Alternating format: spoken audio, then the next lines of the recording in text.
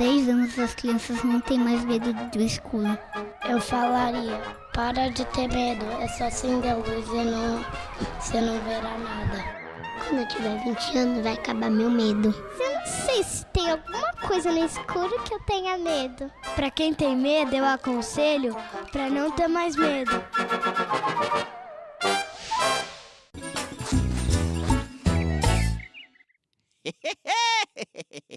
Ô, gente, o repente de hoje é pra espantar o medo do escuro, vice? Simbora! Toda noite o mesmo drama, pra dormir é um apuro. Você deixa a luz acesa, pois tem medo do escuro. Mas eu tenho a solução, isso eu lhe asseguro. No escuro vivem monstros, nenhum deles é malvado. Eles só querem brincar com quem está acordado. Brinque um pouco com eles, depois durma sossegado. Minha.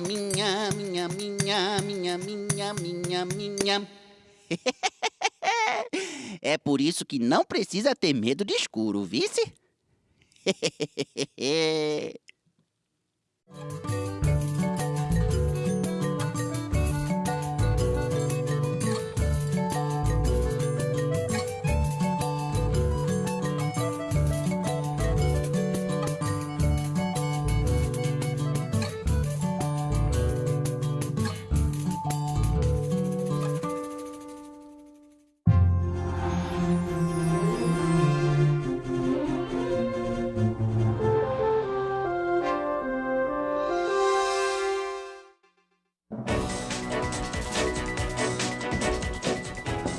Olá, boa tarde. Boa tarde. O Jornal da Cultura, primeira edição, começa agora com os seguintes destaques. Nova fase da Operação Lava Jato. Polícia Federal cumpre mandados no Rio de Janeiro e prende ex-gerente da Petrobras. As mulheres dão lição de empreendedorismo mundo afora, mas no Brasil é ainda mais difícil para elas abrir o próprio negócio. O Tribunal Superior Eleitoral deve marcar nos próximos dias julgamento que pode caçar a chapa Dilma Temer. O relatório foi entregue nesta segunda-feira. Nas considerações finais, advogados do PSDB isentam o presidente Michel Temer de responsabilidade no caso. O Ministério da Agricultura interdita 6 frigoríficos. A venda de peixe aumenta nas feiras e nos supermercados depois da Operação Carne Fraca da Polícia Federal. O governo garante que carne não oferece risco à saúde. Morte de macacos por febre amarela já é considerada desastre ambiental no Espírito Santo. Pelo menos 1.100 macacos morreram no estado por causa da doença. Um dos ciclones mais potentes dos últimos anos chega à Austrália, com ventos de mais de 270 quilômetros por hora. Algumas cidades foram evacuadas, escolas estão fechadas e voos foram cancelados. A gente começa hoje com a história de duas brasileiras que rodam o mundo atrás de histórias de sucesso do empreendedorismo feminino. Elas já entrevistaram 200 mulheres em 11 países e o projeto ainda não terminou. A ideia do projeto The Girls on the Road, ou Mulheres na Estrada, surgiu quando Fernanda e Tassiana moravam nos Estados Unidos. Com pesquisa e equipamentos, elas seguiram para uma viagem que prova que em qualquer cultura há mulheres bem-sucedidas nos negócios. São projetos incríveis, empresas nas mais diversas áreas de atuação. Hoje tem que ter tecnologia, tem nossa empreendedora mais jovem, 19 anos, que a gente entrevistou na Nova Zelândia, então vai dos 19 aos 70. O machismo, a falta de modelos e de incentivo são fatores a serem superados pelas empreendedoras em qualquer lugar do mundo. Os problemas são comuns. O que acontece, o que parece fazer a diferença, primeiro, é o entorno, é o ambiente no qual essas mulheres estão inseridas, né? Então, o quanto de recursos está disponível para elas. E não estou falando de recursos financeiros exclusivamente, mas aspectos sociais, o apoio que elas têm, organizações que apoiam. Nos últimos 8 meses, o Mulheres na Estrada entrevistou 200 empreendedoras em 11 países. São mais de 100 horas de gravação e o registro de histórias ainda não está nem na metade. A ideia é produzir material em mais 16 países até outubro deste ano e lançar um documentário no primeiro semestre de 2018. Independente das dificuldades que essas mulheres enfrentam, elas estão construindo algo relevante e estão, sim, seguindo os seus sonhos. 7 em cada 10 trabalhadores brasileiros estão estressados. Já que nem sempre dá para cortar a causa do estresse, a solução é amenizar o desgaste que ele causa na saúde, fazendo exercício físico. O treino faz parte do dia a dia desses atletas. Sempre que eu treino, eu me sinto bem depois, aquela sensação de endorfina, né? Tranquilidade. Você pega o saco, começa a bater saco, aparador e sai daqui limpo, livre.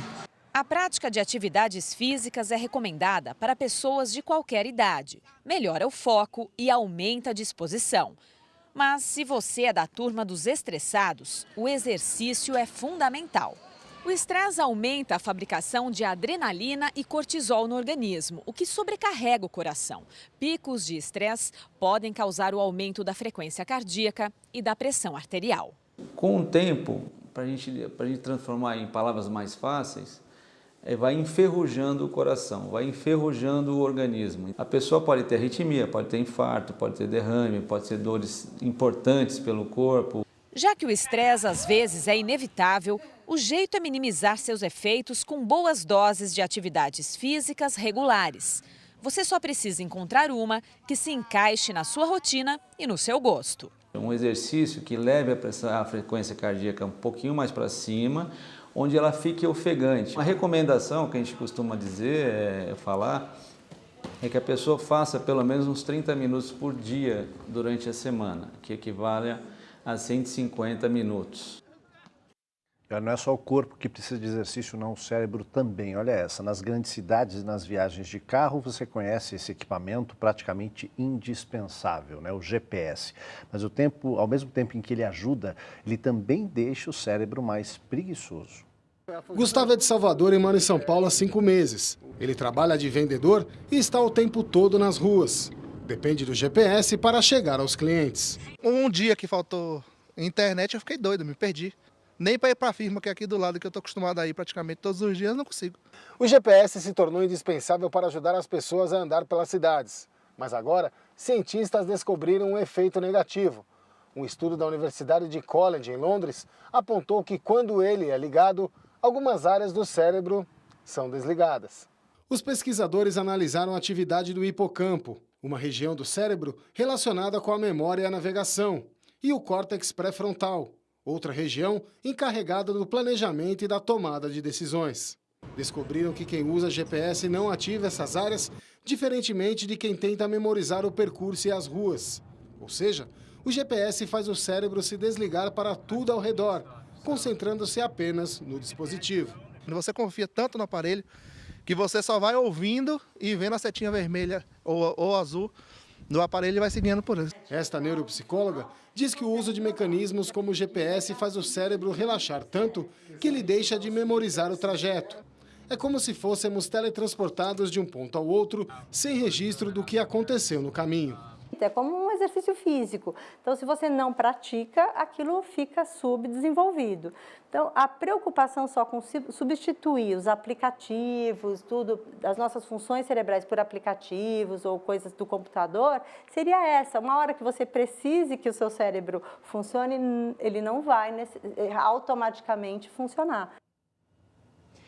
O segundo maior comprador de carnes brasileiras, Hong Kong, vai retomar as importações e a venda no mercado interno. Segundo o que o Ministério da Agricultura divulgou agora de manhã, só a compra de carne dos 21 frigoríficos investigados pela Polícia Federal vai continuar suspensa. Pois é, essa história preocupa muita gente aqui no mercado interno e com razão, né? O Ministério também garantiu que até agora as análises na Operação Carne Fraca descartam problemas de saúde para o consumidor.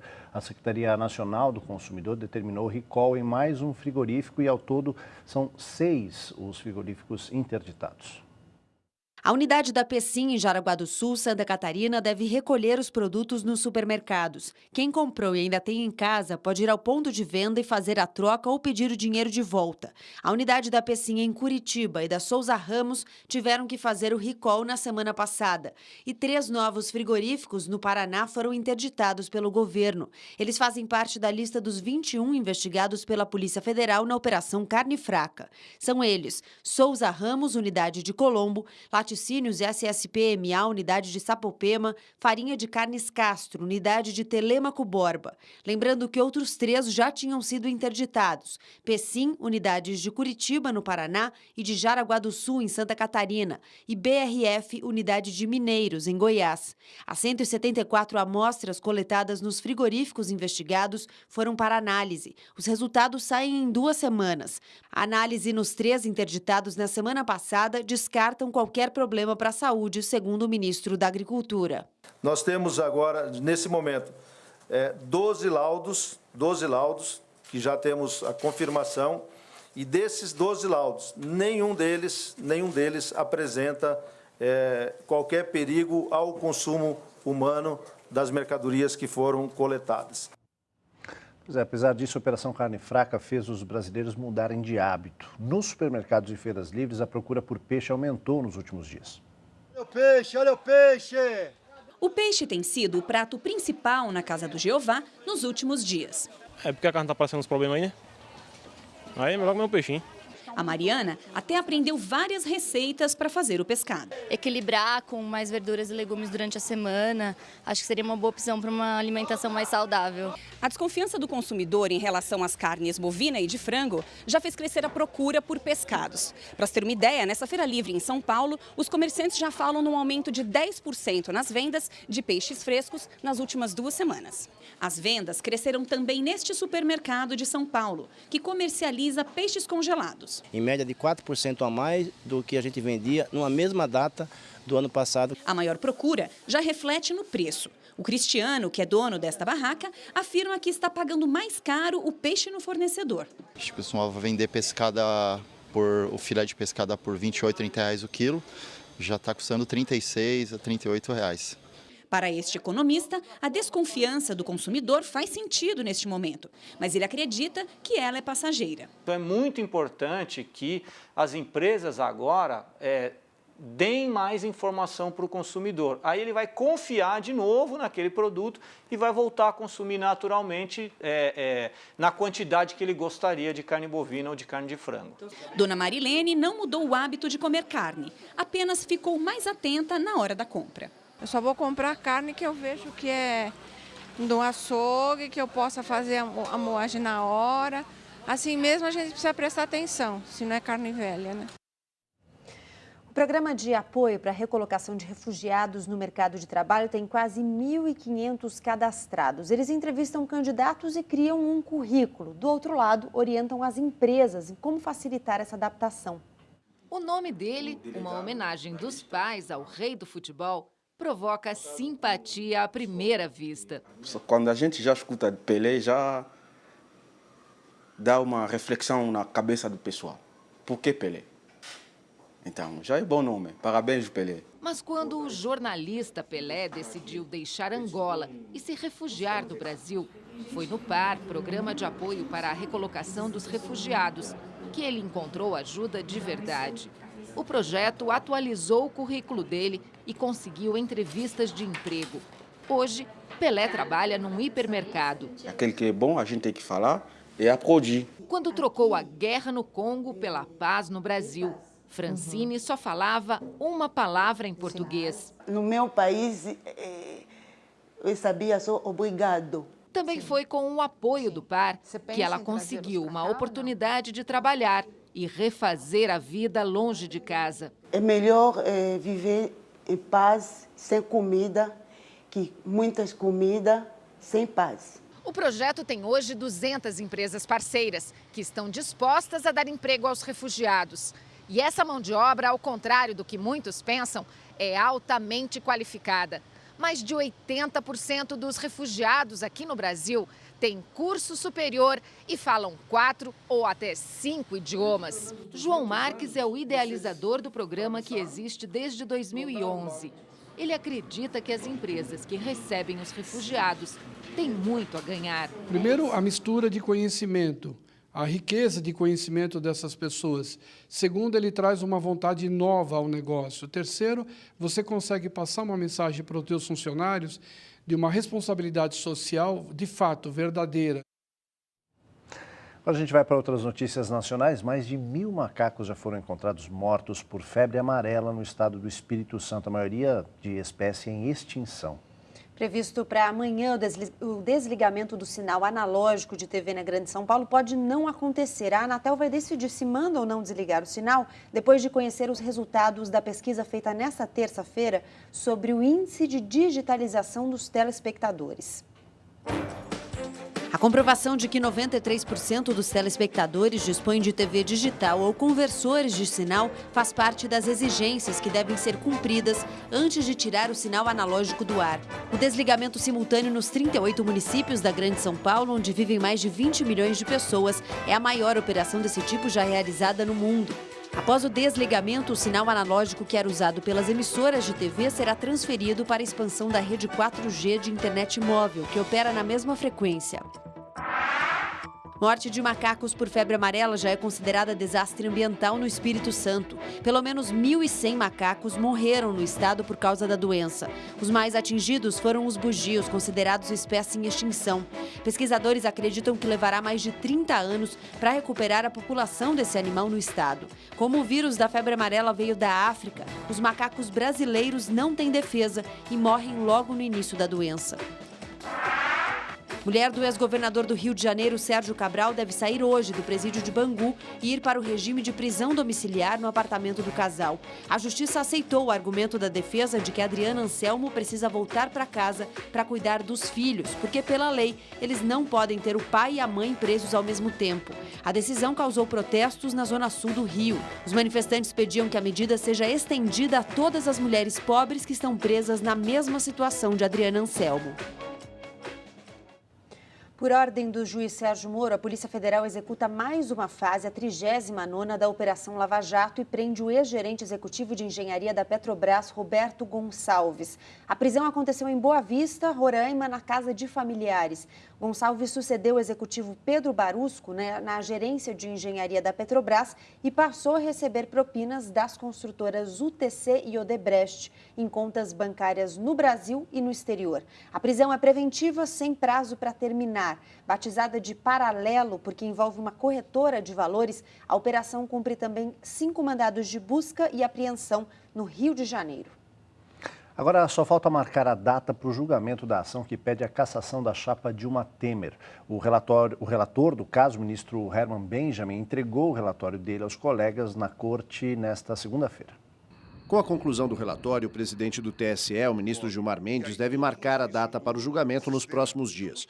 No julgamento, o voto do relator, Herman Benjamin, será o primeiro a ser anunciado.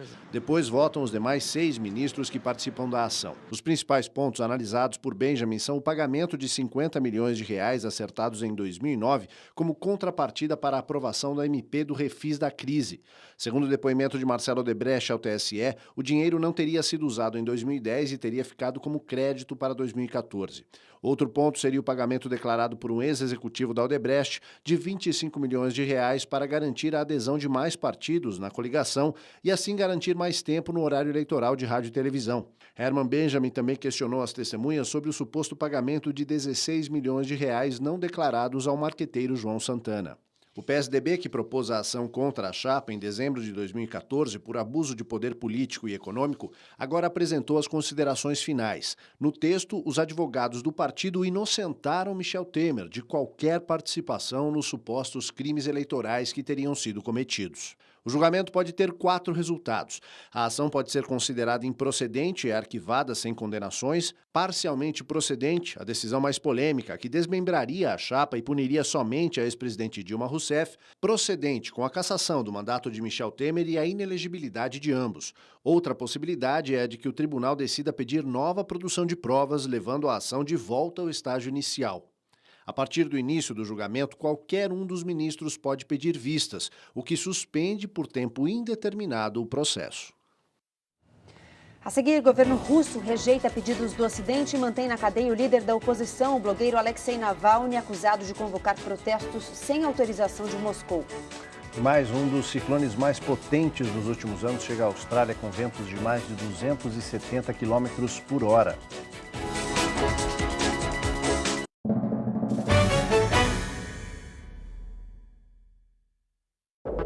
Daqui a pouco no JC Debate vamos conversar sobre a lei da terceirização que libera o trabalho terceirizado em todas as atividades das empresas. Será que essa nova lei vai aumentar ou reduzir o desemprego? É o que nós vamos debater daqui a pouquinho, 12:30. Você pode mandar suas perguntas e comentários pelo Facebook e pelo Twitter. Seja qual for o assunto, o JC Debate. O relógio acorda às 5, antes de meio mundo. Abre o olho, vai pra vida, força é lá do fundo. Se mexe, malandro, bate no peito, vai na raça. Aqui é conquista, todo mundo é parça. 1, 2, 3, 4, 5, 6 da tarde. Meu corpo pede mais, espere e me aguarde. O dia só começou. Meu nome? Neymar Júnior. Suplementos, vitaminas e minerais. Sidney Oliveira. Seja sempre o seu melhor. Nada como assistir TV com um belo sanduíche para acompanhar. Ué, mas cadê meu sanduíche? Desculpa o atraso.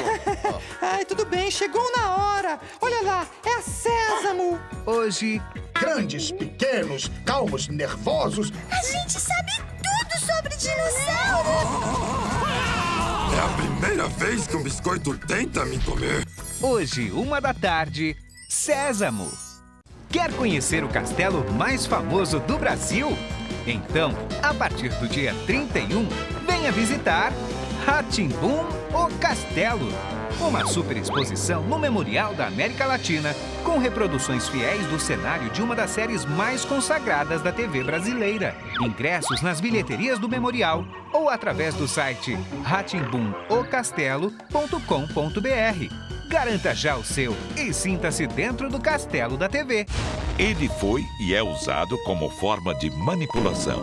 Quando nós tínhamos uma sociedade Terra 1, a sociedade era toda muito bem organizada. Em Terra 2, nós estamos num mundo de múltiplas escolhas. Nesse momento, o medo ressurge como um organizador social. Assola todos indistintamente. É medo de raio ultravioleta, medo de sexo quando não é seguro, medo de glúten, medo de tudo.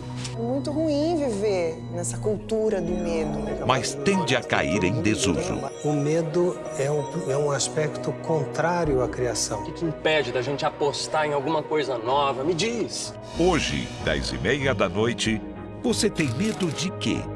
Segundo episódio de Terra 2.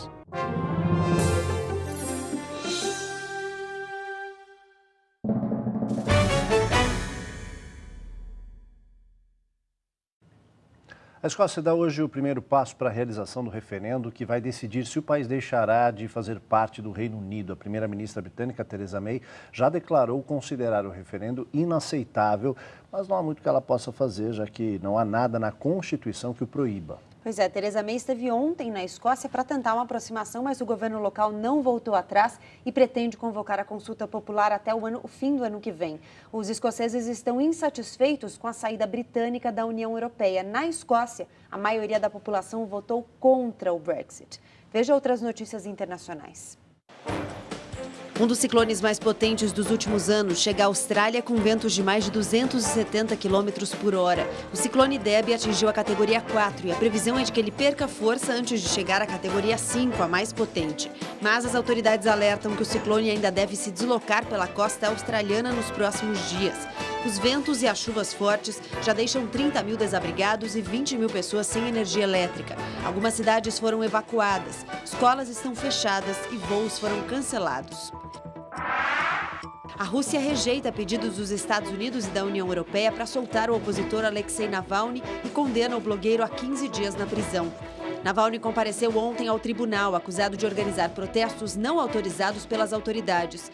Um dos principais opositores do governo de Vladimir Putin foi ele quem convocou as manifestações que levaram milhares de pessoas às ruas de várias cidades russas no fim de semana contra a corrupção e pela renúncia do primeiro-ministro Dmitry Medvedev. Os atos terminaram com centenas de presos. O tamanho e o público dos atos populares assustaram o Kremlin, que há anos não via os jovens russos nas ruas. O presidente dos Estados Unidos, Donald Trump, cria um novo setor na Casa Branca a ser comandado pelo genro dele, Jared Kushner, hoje conselheiro do governo. O escritório da inovação americana vai levar ideias do setor privado para serem aplicadas no setor público. Desde a formação do governo, a nomeação de Kushner é vista com ressalvas. Trump chegou a ser acusado de nepotismo por colocá-lo na equipe de conselheiros. Além disso, o genro de Trump está no meio da investigação de possível interferência russa na eleição para a Casa Branca. Jared Kushner depõe hoje ao Senado por ter atuado como intermediário entre Trump e outros países. Ainda sobre os Estados Unidos, hoje o presidente Donald Trump assina um decreto que anula boa parte dos avanços conquistados na área ambiental pelo governo anterior de Barack Obama. 6 decretos de Obama serão revistos, entre eles o Plano de Energia Limpa, que incluía tentativas de reduzir a exploração de combustíveis fósseis e impunha restrições à mineração de carvão. O objetivo, segundo a Casa Branca, é criar empregos. Vamos à hora do esporte. Boa tarde, Cadu Cortez. Tudo bem, Gabi? Boa tarde. Boa tarde. Joia. Salve, Cadu, bem-vindo. Vamos lá. Obrigado, Aldo. Vamos lá. Boa tarde, pessoal que está em casa também. A gente começa falando do torneio de tênis que acontece na Flórida, que continua passando os principais favoritos. Vamos ver. O término da sessão diurna da rodada desta segunda-feira em Miami teve 2 duelos definidos apenas no tie-break, entre um integrante da nova geração e um grande sacador. Os jovens levaram a melhor nessa disputa, já que Nick Kyrgios e Alexander Zverev avançaram às oitavas, eliminando Ivo Karlovic e John Isner. E depois, Roger Federer, atual número 6 do mundo, venceu o argentino Juan Martín Del Potro e se classificou para as oitavas de final.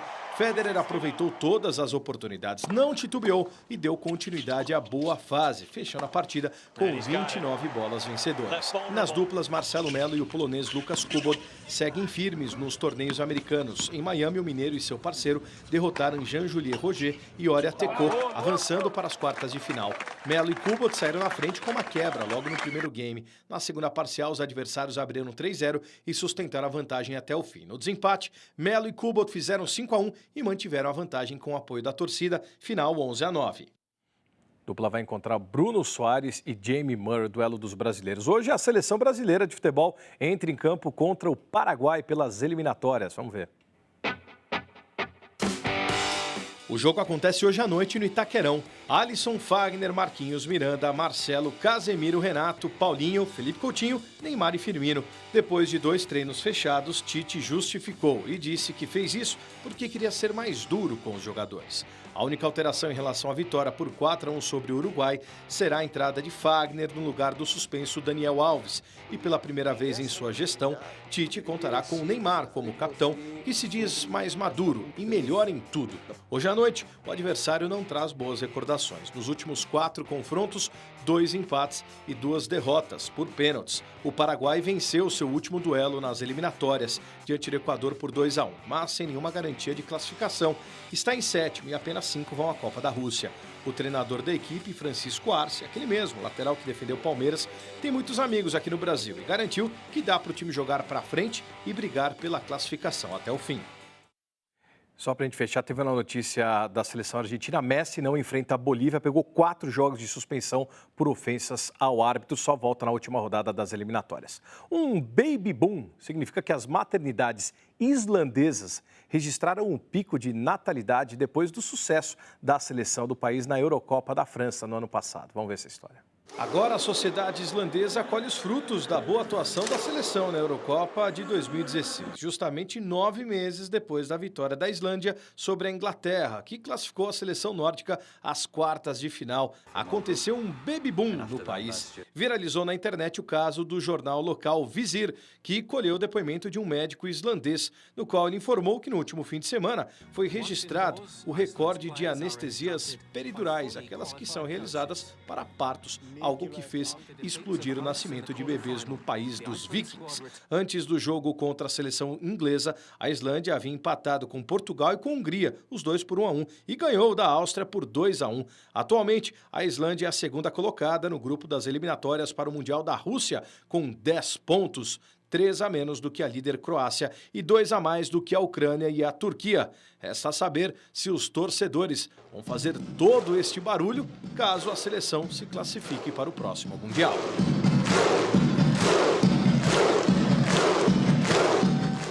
Os Vikings, né? Lembro dos Vikings. Na Espanha, em Barcelona, aconteceu isso também na Champions em 2009 com a seleção. Imagina se passa para a Copa do Mundo, o que vai acontecer na Islândia. Tá bom. Até amanhã. Obrigado. Gente, tchau. Tchau, Cadu. Jornal Cultura, primeira edição, fica por aqui. Uma ótima tarde para você. Agora tem JC Debate, que hoje fala sobre a lei da terceirização. A gente volta amanhã, ao meio-dia. Ótima tarde para você. Tchau. Tchau.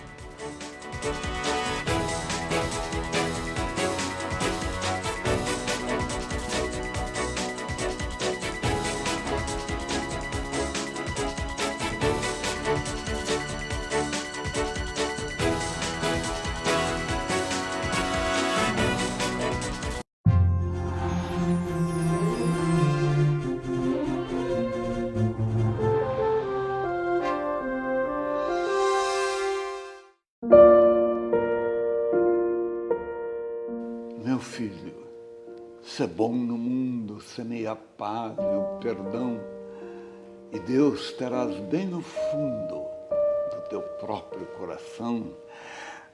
Todos nós carregamos uma história. Na minha profissão, eu tive a oportunidade de representar várias histórias que emocionaram muito a mim e ao público. Tudo feito com muito amor à